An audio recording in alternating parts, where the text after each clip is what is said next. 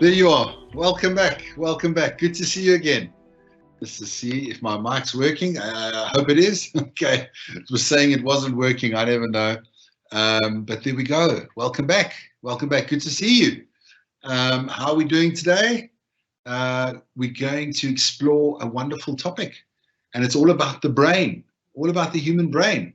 And this brain of ours is something that we don't know too much about.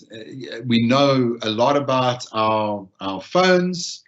We know a lot about the way that we comb our hair, and we know a lot about our eyes and our ears, and maybe you know about your muscles because you exercise, and you know at what point you're tired and you need to take a break.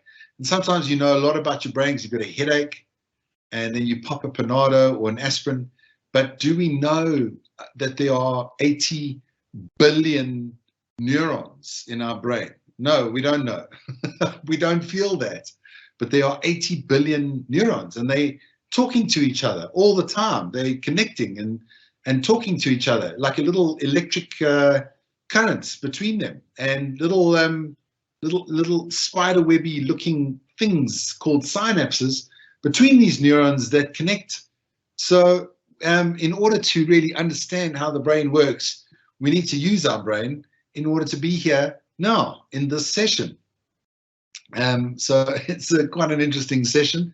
It's a session that I really love to give because I am fascinated by neuroscience. And I've always been interested in mindfulness, in meditation, and I've been teaching for 20 years on this subject. And you know, only in the last 7 or 8 years have we had information, we've had science really doing more and more research. And it started back in the 1980s from Dr. John Kabat-Zinn at the University of Massachusetts. And then from those days, the research has snowballed, has grown exponentially. So it's amazing that now I can say to people that mindfulness really works and that we can show you it works in your brain. But before we get into that, how about we just take a moment to push pause, to relax, to step off the hamster wheel, and let's take a deep breath together, okay? Let's stop and take a deep breath. How about that? So nice, breathing in, nice and calm through the nostrils. And just filling those lungs to the brim. And then slowly breathing that breath out the nostrils.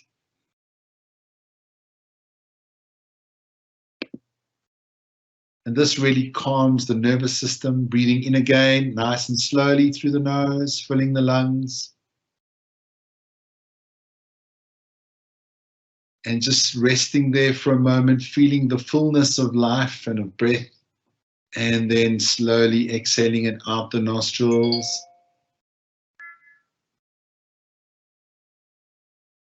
And then last big breath, breathing in through the nose.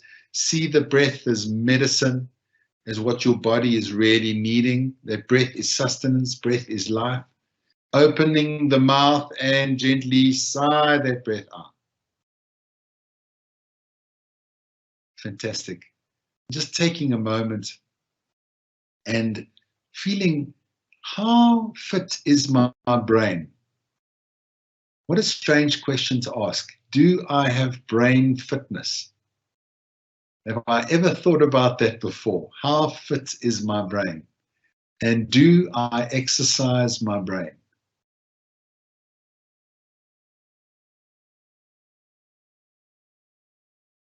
Gently opening your eyes if you had them closed.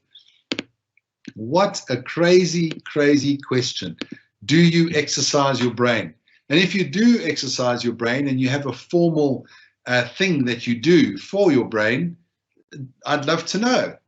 Let me know in the Q&A if you like. Do you do something for your brain? I know that my father-in-law he does, what's it, Sudoku? I've only done it once. He's even got Sudoku toilet paper. If he's sitting there, he can do the Sudoku. My gran, she lived until she was 93 years old, and she was in an old age home for 30 years. She used to play bridge. It's a very advanced card game, which kept her mind mentally fit. But me, I like to read books. I like to study. I study a lot. I memorize a lot. And I also meditate. And I have to do these things, because if I don't do these things, I suffer from poor mental health. So I know that if I don't take my brain to the gym, then I start to experience panic, anxiety, depression, and overwhelm, and also catastrophizing. I have, all of these little gremlins are there in my headspace. And if I don't exercise my brain every day, then these things start to happen. And it's the same with the body. You know, if I sat on the couch all day, if I didn't move, my back would go out. I would not be able to walk properly because of old injuries. So the more I do yoga and exercise, the happier my body is. And my brain is exactly the same.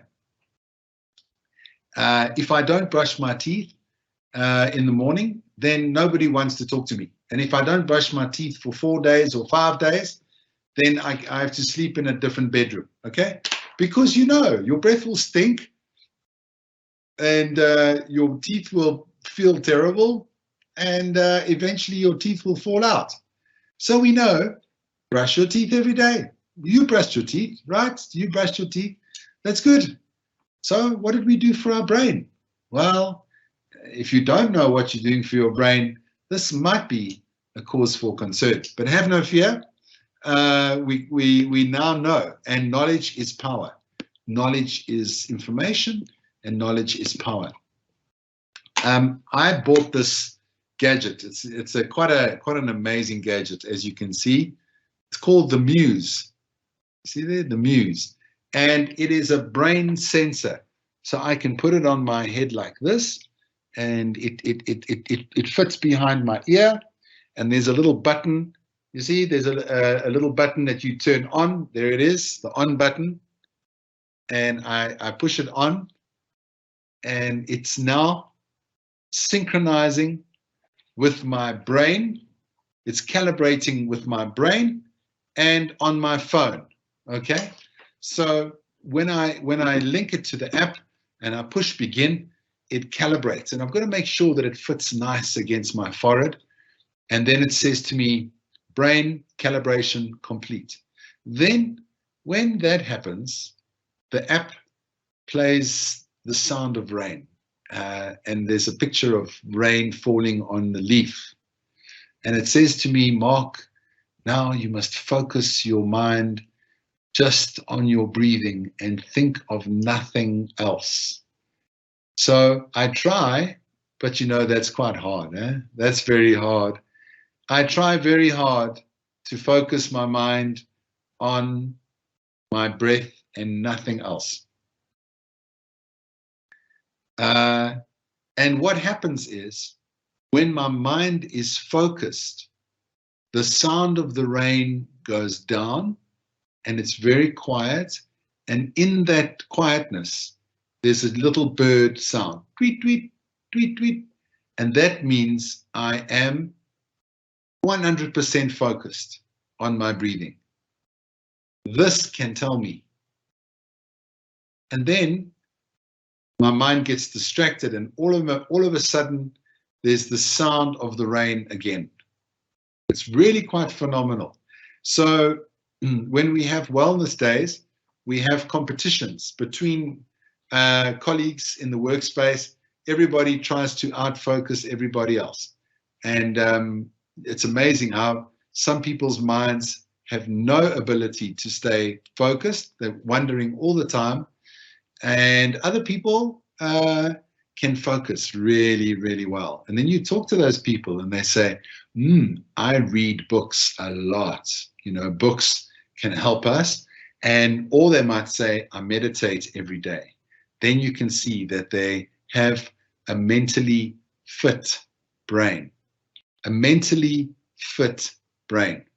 Okay, so let's try that for a few minutes. How about we try as best we can to focus on one thing? Let's do that now. So sitting there, closing your eyes and breathing. And you can feel your breathing happening there at your nostrils. And just relax yourself. And now we're going to just focus on the breath at the nostrils. Okay, that's all. Just focusing your breath on the nostrils.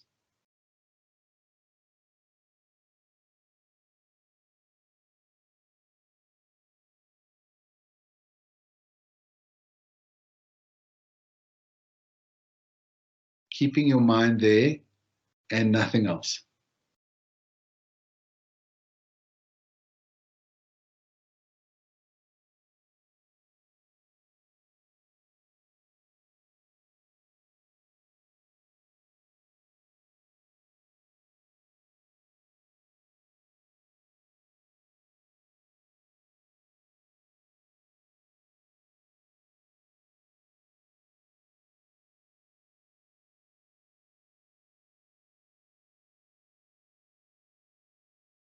Keep your mind there.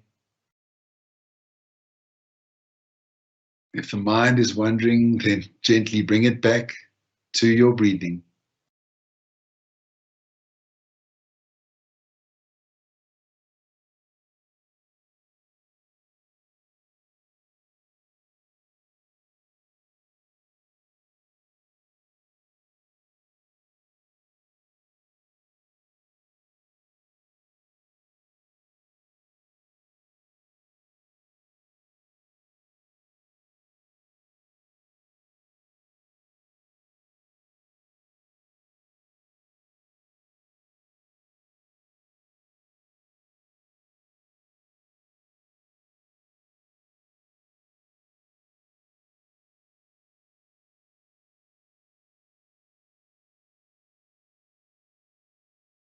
This is an exercise in mental fitness.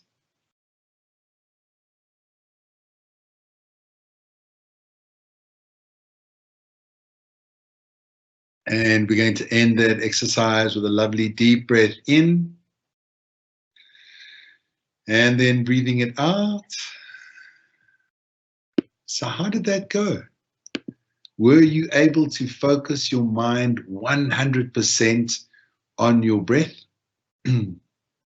Not me. Not me. I wasn't able to do it, but I have moments where I can.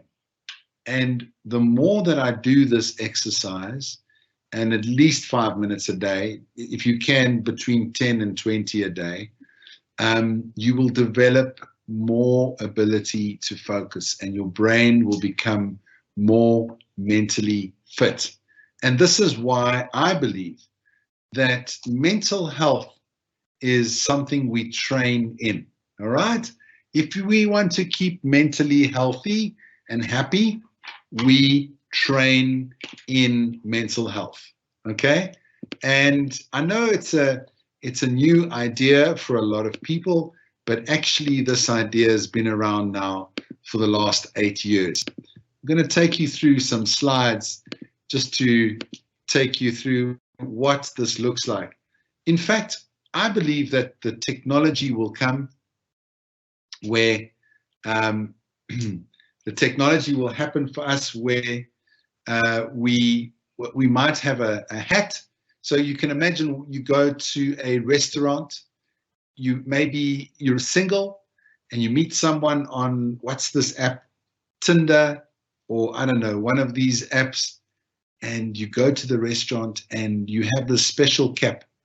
And before you order the wine, you say to your prospective partner, before we get to know each other, I want you to put this hat on, and I'm going to scan your brain using my phone. There's a special technology and an app.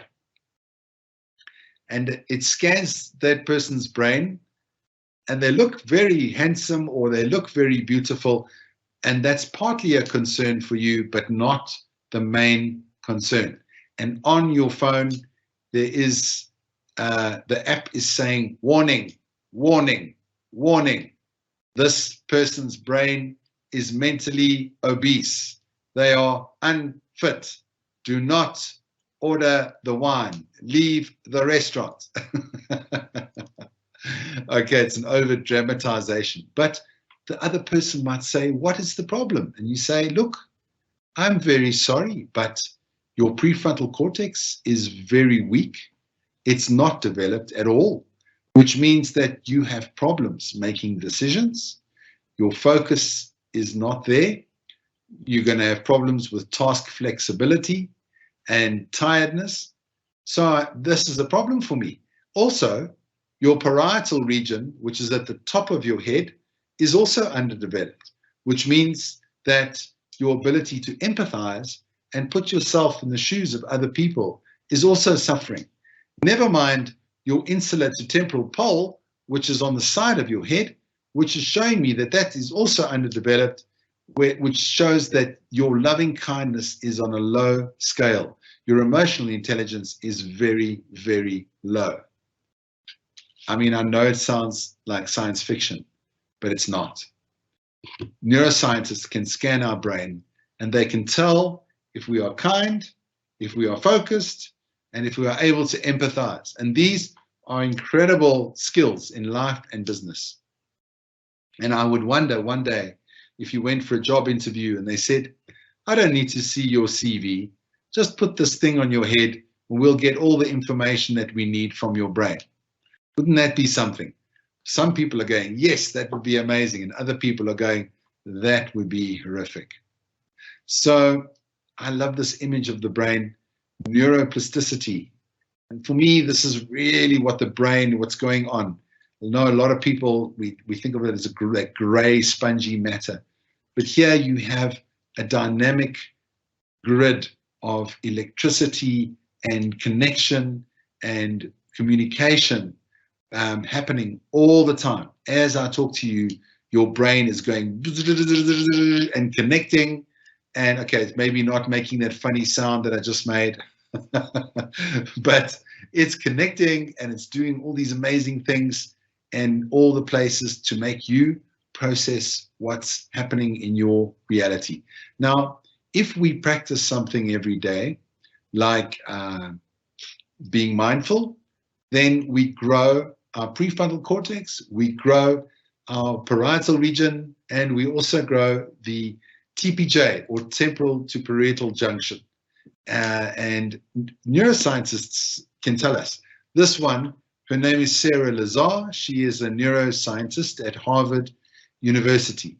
And she proved that the brain changes shape. She proved the theory of neuroplasticity, that if you think about something again and again, your brain will grow. All right. If you memorize and you've got a good memory, you will have a very strong hippocampus, which is responsible for your memory. And as we get older, our brain does not have to deteriorate.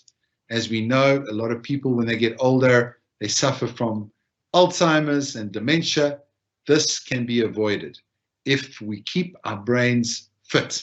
We don't need to age badly. As you can see here, meditators, the cortical thickness of their brain maintains and in some instances improves as compared to those that don't, and their brains get weaker and suffer. Right. And a study was done on taxi drivers in London before GPS. They remembered all the street names, where to go. Their brain remembered everything. After GPS, they don't remember anything because all they do is look at the GPS. Then they scan the brain before GPS and they scan the same brain after GPS, and the hippocampus reduces in size. It starts to deteriorate like a muscle that does not get used. You know that if you sit on the couch and you never walk, what will your legs look like? There have been numerous studies. This one scanning the brain of Mathieu Ricard and finding out that his brain is superhuman. And this particular study was around happiness. Mathieu Ricard, after the study, was nicknamed the happiest man in the world because he was able to direct a certain practice to a part of his brain, and the gamma or the energy in the brain was off the charts. Just remarkable what modern science is proving in terms of what we do every day from mental fitness. So there we go. That's my slide presentation. I hope you find this interesting because, yes, it is very new and not very well known for a lot of people that your brain changes shape depending on what you think about. And also the Max Planck Institute in Germany brought out an article in 2017 that also backed up Sarah Lazar's work. And they said, depending on what you practice, okay, builds a different part of your brain. So we're gonna build our brain now in 3 places. Okay, join me in this. Sitting comfortably in your seat, let's do some brain building. I'm going to give you a formula that you can do this every day to build all your parts of your brain, not just one part. Let's breathe in and breathe out. There we go. Let's focus now on our breathing once again. And focusing on one thing builds our prefrontal cortex, front part of our brain. This front part of our brain, prefrontal cortex health.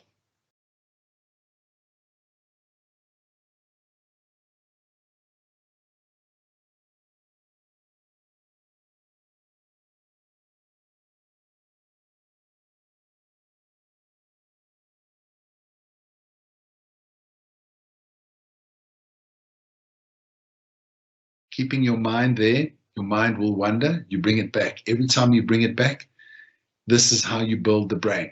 It's how you recover. So every time you recover, you are growing the muscle in the brain.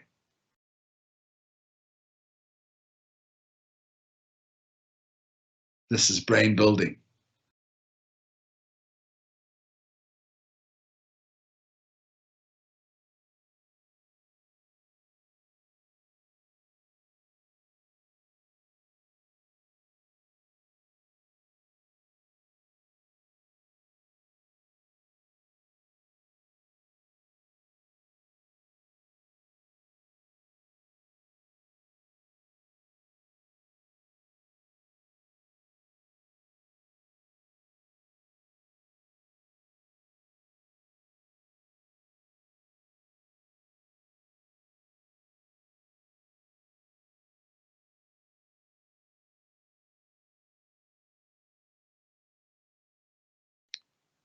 Good. Now we're going to move to build the parietal region at the top of the brain.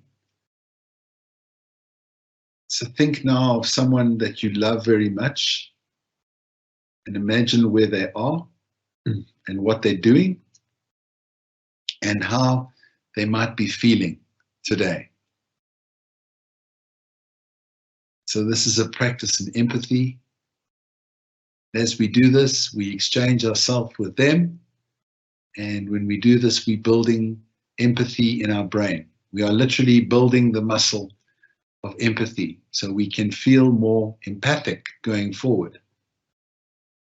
And what we practice grows stronger.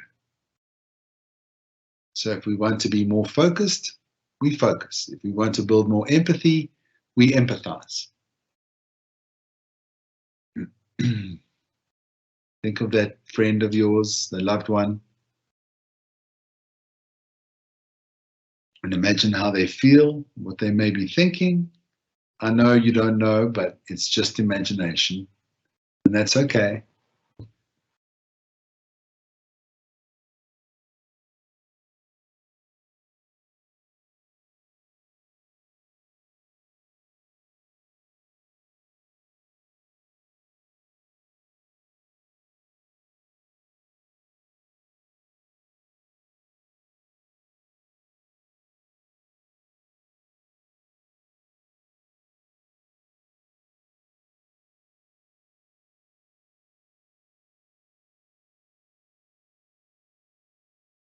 And now we're going to build the temporal to insular pole on the side of the head.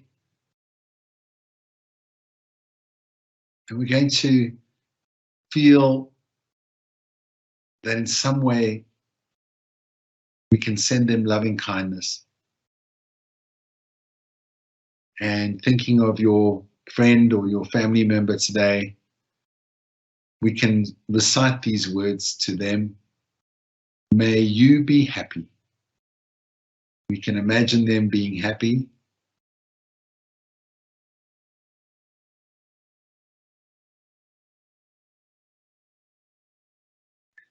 We say, may you be healthy. Imagine them to be healthy and strong and free from suffering. And this is building a part of your brain, which is your emotionally intelligent part of loving kindness. Then we say, may you be safe from inner and outer dangers. And imagine this to be so. And then finally, may you live with peace. Imagining your friend or your loved one living a peaceful life. This is the development of our compassion and our love, our loving kindness. Building the TPJ, temporal to parietal region in the brain. Breathing in nice and slowly. And release it out.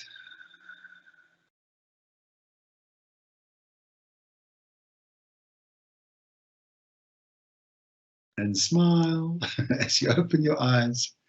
Now you've had a complete brain workout, okay? Prefrontal cortex, parietal region, and temporal to insular pole. That is how we build a resilient brain. And whenever we feel sad, depressed, anxious, if our brain is fit, we can quickly pull ourselves out of that place and come to a place of peace and happiness and safety for ourselves. So, friends, that's the end of our session. May you be happy. May you be healthy. May you be safe. And may you live with peace. And please join our next session. Thanks for joining today. And yeah, consider that your brain is a muscle. It's quite a new thing to think about, but it's true. So that's why we are in a mindful revolution. Thanks, friends. Have a good day. Thanks for joining. It's Mark Joseph here, sending you love and peace. See you next time.